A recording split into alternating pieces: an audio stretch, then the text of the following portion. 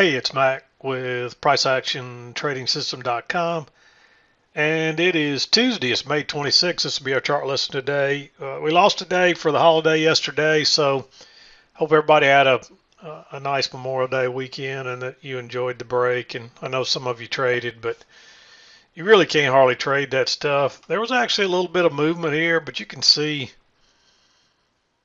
I mean, really, there's just not much going on there. This was the open and this was the close, I think, that comes at whatever time. I don't know. It's not hardly worth trading, but if you want to practice trade and sim trade it, you're probably okay doing that. But let's look at today. We had this move up in the overnight, and then we just started kind of going sideways. And really, we were sideways until here. There's a little bit of a down movement here. We broke below, but we quickly got back inside the range and then took off lower again. And you'd want to measure this a couple of different ways. This first leg, once you looking for this leg here, you measure the first one. Look for a measured leg, and we got a perfect measured leg. Then we corrected, and then you'd probably want to measure both of those like so, and then see what you get from here. And that was giving us a target of down here. But when we started going lower again, I would do the same thing here. And that gets you down to this, back to this same place basically. We ended up pushing lower. I drew this two-tier channel on here. I didn't use this, but I got several charts with it on here. And it looks to be valid, but it doesn't really help you because you can't really find this until you draw it off the first two swings. And when you do that, you don't ever get a confirmation of it really. Notice that it doesn't really turn prices here. It does temporarily, but they end up getting outside. And then here, prices check up just a second, and they end up getting outside. And then here they come back and kind of looks like they may check up there a little, but really the EMA is probably what's turning prices down there. And this is after 2 o'clock anyway. So really, if you move that to the far right of your chart, which is right, well, I won't move that last tick right there. We're mostly sideways, and so this thing will just confuse you here. There is it does give you a little bit of the downward slant, and you can see right here already though we're mostly below the EMA and turning down, and then we're mostly above it here for a little bit, and then we're mostly below it, and then we're back above it again.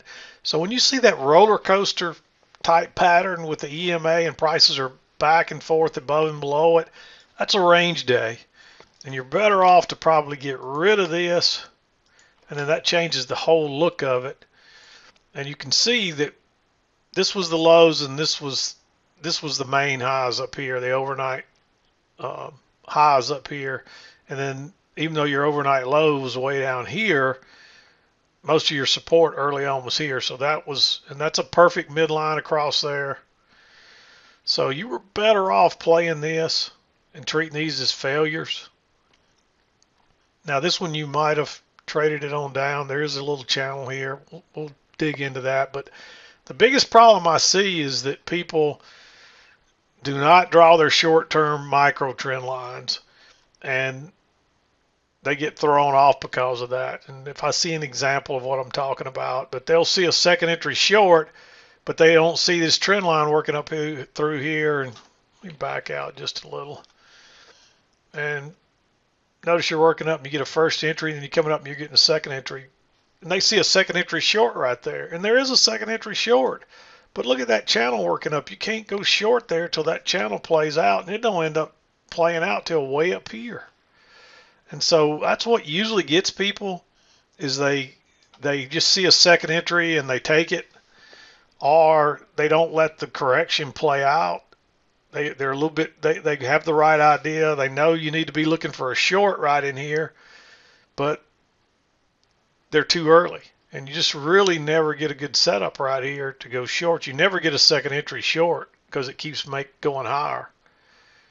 And so the best opportunity you might have had was here. You got the break and 2 legs up. So you might have gone short right there, and you're a good bit away from the EMA. But even then, it's too risky. You're better off to wait on a lower high, and you never get one. It just keeps going higher until finally it tests that resistance again.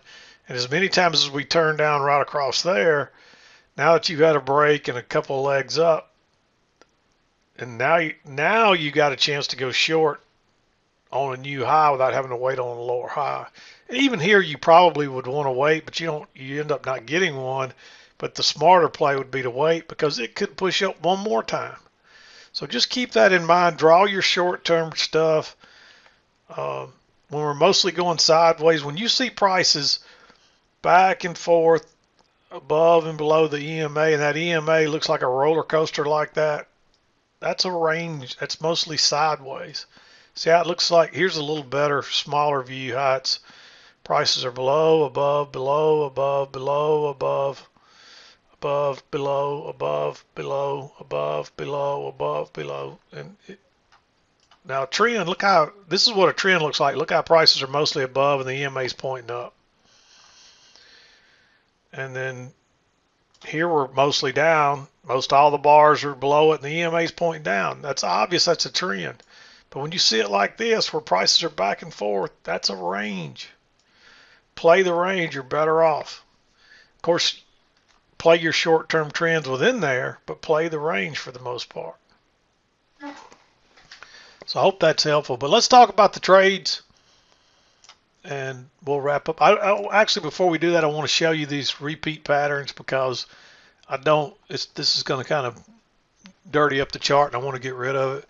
But notice we're going sideways, and we broke lower right there. Then we're kind of going sideways, and we broke lower. You're going sideways, you broke lower. Sideways, you broke lower. Sideways, you broke lower. Sideways, you broke lower. Sideways, you broke lower. So most all your breakouts were to the downside. Once you saw that a few times, if you got to set up to the downside and you recognize the repeat pattern, you can take it because it's worked over and over and over. And repeat patterns just tend to be the same pattern that continue to repeat themselves. So I wanted to show you that and kind of get that off the chart and clean it up. So just remember that as we go through the trades. Make this a little bigger. Make sure y'all can see it. Hopefully that's big enough. In order to get it big enough, you don't get to see a whole lot of the chart. But you can see right here, look how flat that EMA is. Look how prices are back and forth. That's a range. And so 7 o'clock came right on this little bounce up through here, and we pulled back. Look how many times we bounced across there. This is held over and over and over. And notice that latest one, then you test it once, and you come back and you test it twice. So that's a double test. That's a nice bullish bar. You got a little bit of room back to the EMA, so we got room to scalp out there. And this did break a little bit lower than the last couple of times. So this could be an important low for the day. And if you get just one trade, you probably get a runner here, and you ride this all the way up.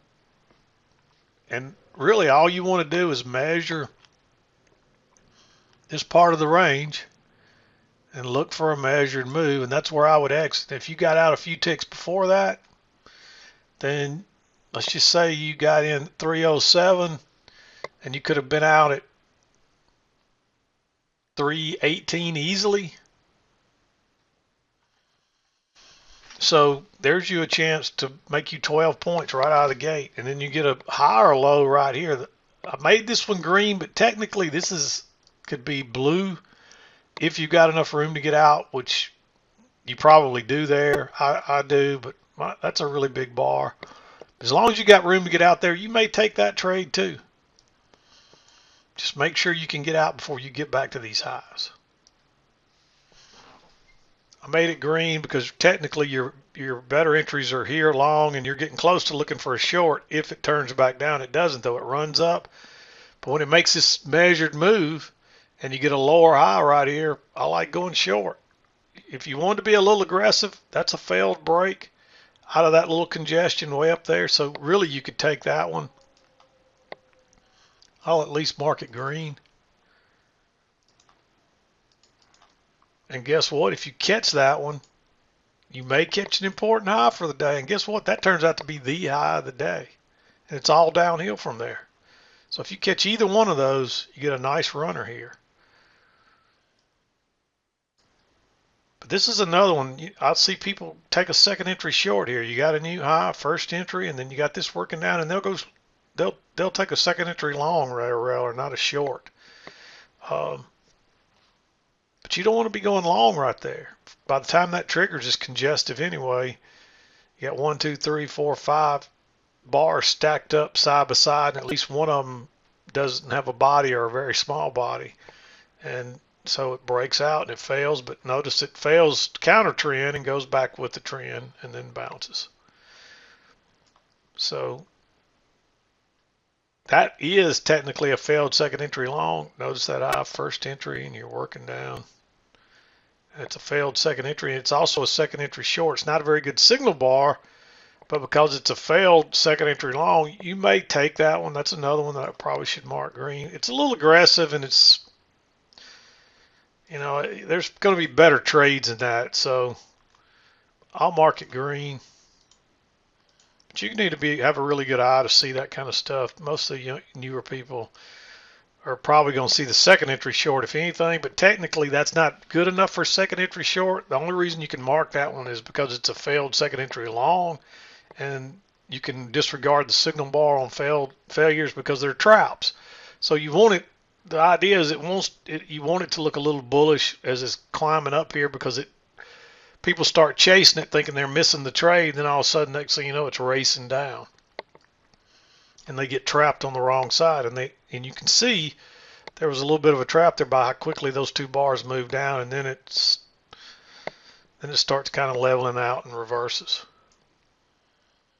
Then we come back up, we make that high, we try to go higher once, we try to go higher twice and fails. There's another one, and that's also a second entry short. Notice that new low, first entry, second entry. And again, it's not a good enough signal bar really to take a second entry short. It's too neutral. But on that failure, which is almost a repeat pattern right here, and you can tell they trap people again. Look how fast those two bars, those don't even overlap. They just closes on its low. This one opens on its high and closes on its very low. That's what a trap looks like. It rockets down real fast and traps people that were getting long have to exit. And then you just get the same thing over again, another repeat pattern. Tries to go higher twice, and you get a second entry short. This time you get a nice signal bar. It's a little congestive, but it's a third time repeat pattern just in a few minutes. And you're looking for prices to make a measured move down here. Nice move.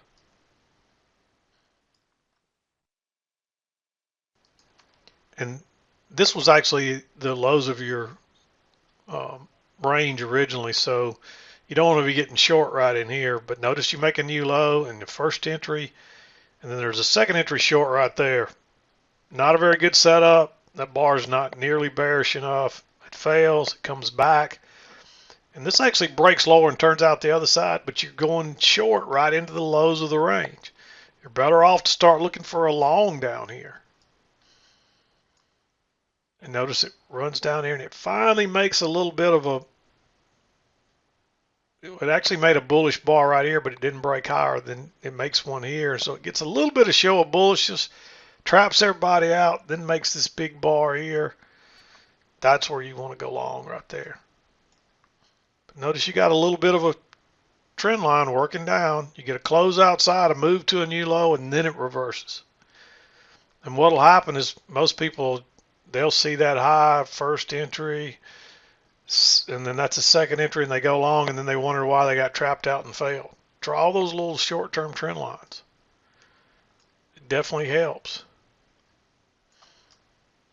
And that's the same thing here. If you draw this trend line, you know not to go short right there, because that's the first close outside that trend line.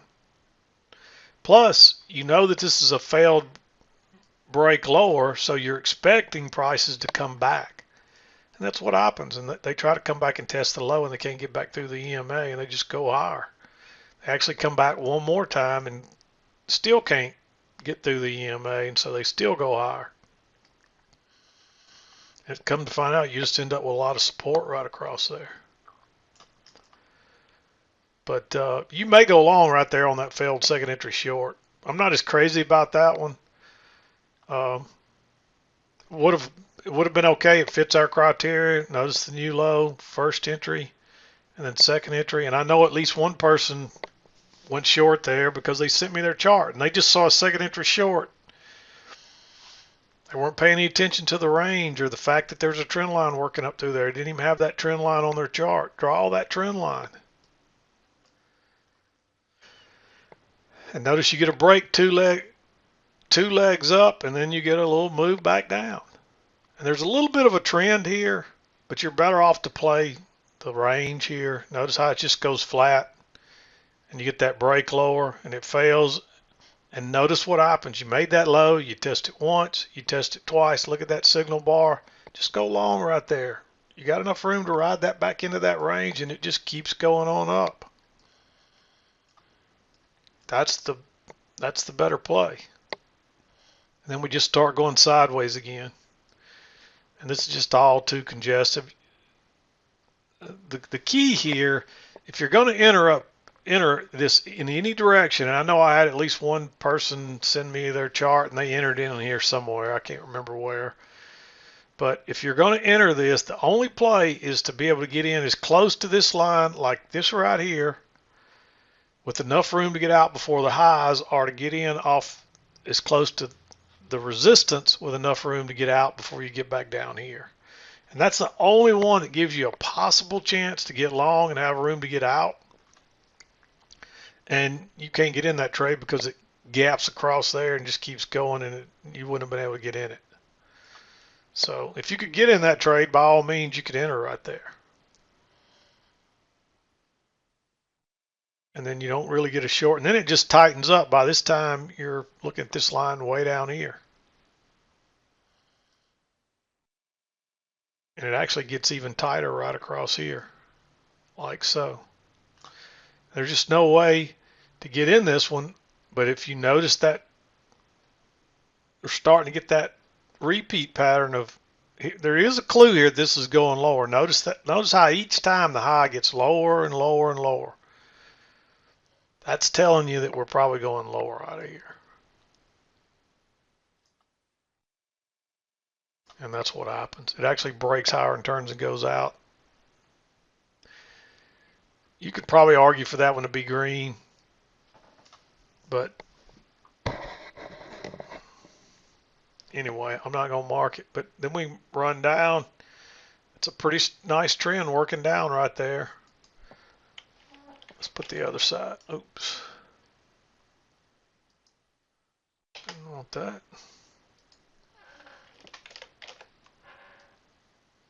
You can see that little channel. And you get your first break, and there's a first entry. Tries to go higher, and it gives you a second entry short. But notice this. You got to be careful. Somebody else took a breakout pullback short, and that's the least. Breakout pullbacks are the least reliable entry we take unless they're with the trend. And this is mostly a range day. But when you can take them is when you get a double test and a second entry to go with it. Look at that. Notice that low. And you get a first entry, and then you get a second entry short, a nice bearish bar. And so you may get another leg down like this one right here. That's the idea. But notice too, you made that high, you tried to go lower, you came back and tested it again. You tried to go lower and you came back and you double tested it. And it failed, and look how bearish that bar is. That's when you'd probably want to go short. And even then, notice how it failed a little bit, but it still worked. And actually, you got a new high, first entry, second entry. And if you notice the repeat pattern that was going on, you may go short right there, but that one you're having to go short right at the lows. And I'll just tell you, it's not worth it. Even with the repeat pattern, this one doesn't quite look the same because it did break higher, and it closed right at that line. It didn't get below it. Now, if it closed below it, or if it went on out past that bar on the same move, this is a little breakout pullback short. Notice how it almost fails. just don't take those unless you get that double test along with it, or second entry short, or just a really great setup. But now you got almost 2 measured legs down, and you start going higher here. And this big blue line was the measured move, so just ignore that. That doesn't mean anything there.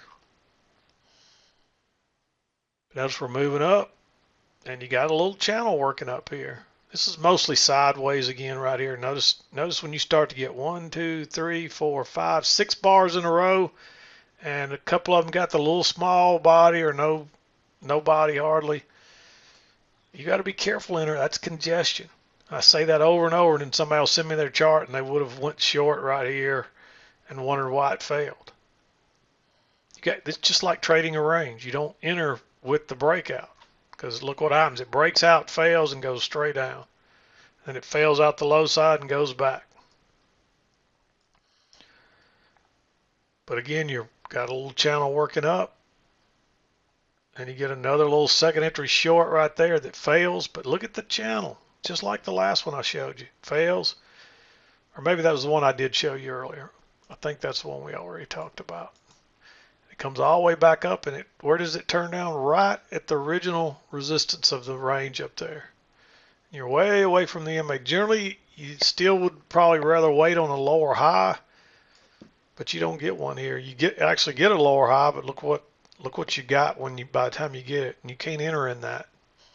You might go long here if you got enough room to get out, but you don't. So it ends up working, but it could do just like that one did. And so you can't risk it. But then you make a new high, first entry long, and there's a failed second entry long there, and this is a repeat pattern. We've seen it multiple times now. Just go short right there. As bearish as that is, if it breaks lower, it's probably going to run on down. And then that takes you in the 2 o'clock hour. So it was, I know I saw a lot of emails, people saying they struggled today. Well, it's a range day, and most people, and it's not one of those days where it was relatively consistent until we broke lower here, and then it was not very consistent. Of course, that's most of the day, though. We broke lower here and failed, and then it really, after this point here, it just wasn't consistent lows down here, and so that makes it harder. But you can see that consistent high. So when it's easy is when it turns at the same place up every time here and the same place down every time here, and you just didn't get that. For the most part, it was consistent where it turned down every single time. That was very consistent. So the shorts were okay. The longs is where, notice how consistent it was across here until about here, and it drops below, and then it's not quite getting back down there. Then it drops below, and then it drops below again. Of course, this is after 2. So, but up until that point, it just really wasn't consistent down through here. There's a little bit of a downward bias by the end of the day. Early on, you had an upward bias in here. And I would say once it turned down here a few times, now you got kind of a downward bias. You can see the rest of the day kind of played out more downward. And the day changes like that. You just have to change with it. So, but you can see how the EMA looks like a roller coaster all the way up until about right here, and that's when it was all downhill again. So until right about here, this was a range day. Yeah, it has a little bit of a downward bias late in the afternoon, but you got to go with what you're seeing and draw these short-term channels. You got to draw these things because they will keep you on the right side. Makes it much easier. So anyway, I'm going to wrap it up. It's 25 minutes worth there. Not a lot of trades today, but there were some good trades. You know, if you caught one of these highs or lows early on, you had a really good chance to be done early today. So that's the key. Get done early. When it's the price action always seems to be much easier and much more predictable earlier than it is later. At least that's my experience. I don't have any concrete data to back that up. That's just my experience from doing this for a long time. So, not that you won't get some good afternoons and so forth, just like I don't like to trade after 2, but there's some really good price action here after 2 o'clock today. Doesn't happen every day, but sometimes, the market, nothing is 100% with trading. Just when you think it is, it'll rock your boat for you. So just be careful with it. But I'm going to wrap it up. We'll be back again to do it tomorrow. I'm done for today. This is Mac with PriceActionTradingSystem.com, and we'll see you next time.